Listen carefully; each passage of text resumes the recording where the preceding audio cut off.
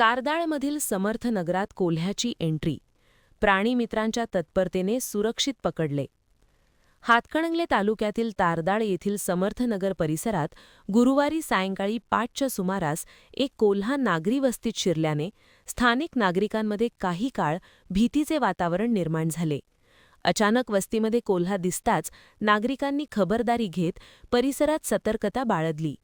घटनेची माहिती स्थानिक नागरिकांनी प्राणीमित्रांना दिली. यावेळी इचलकरंजी येथील वन्यजीव संरक्षण संस्थेचे शेखर पोवार व तारदाळमधील प्राणीमित्र वैभव आवडे यांनी तात्काळ घटनास्थळी धाव घेतली.